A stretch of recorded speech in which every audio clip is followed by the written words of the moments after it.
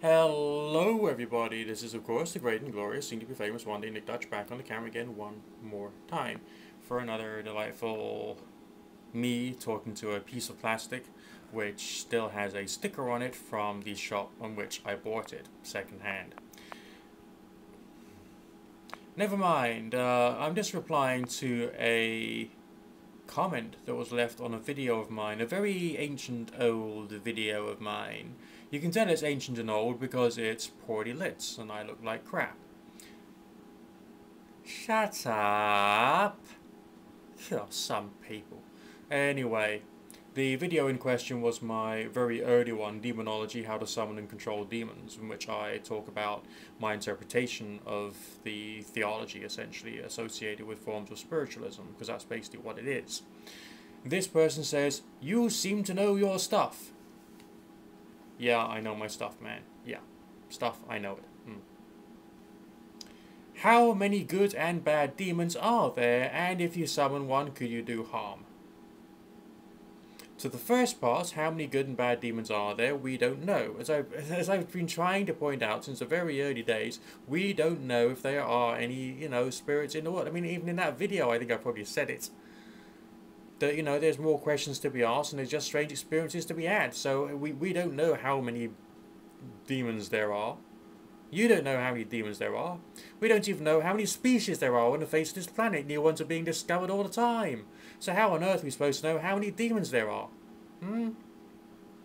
In some forms of religion, because that's what they are. There are some that say that there's a certain type of or certain number of demons and certain number of spirits and various different levels within the universe or the psychosphere or whatever the fuck it is that they want to believe in at any one particular time. But that's a religion which somebody has created or someone has held on to dogmatically and fundamentalistically because they happen to be that sort of person.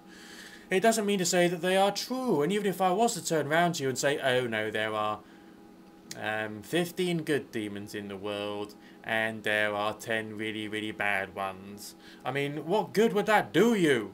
Good God, man. I mean, how accurate could someone's hard truth claim like that be in reality? Huh? Think about it. I mean, for crying, use your brain.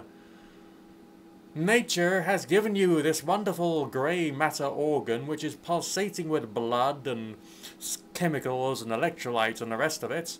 And I think it would be wonderful if you could actually be really, really grateful to nature through putting it to some use. Pretty please, huh?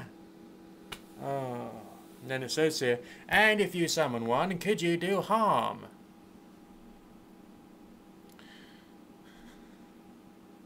Sometimes, I just think, like, should I really have ever, gone into this particular subject at all? Ever. I mean, ever. No, you do a little exercise, okay? Which is supposed to have a certain effect, in accordance with culture and tradition. Okay, that's all. You may get a strange experience. What that strange experience will mean is you can have a strange experience. It doesn't mean to say what the strange experience suggests. So even if you do summon one, you don't even know it is there, even though it might make its presence felt. Okay? If something makes its presence felt, it probably still isn't there, or possibly still isn't there, or we don't know either way. And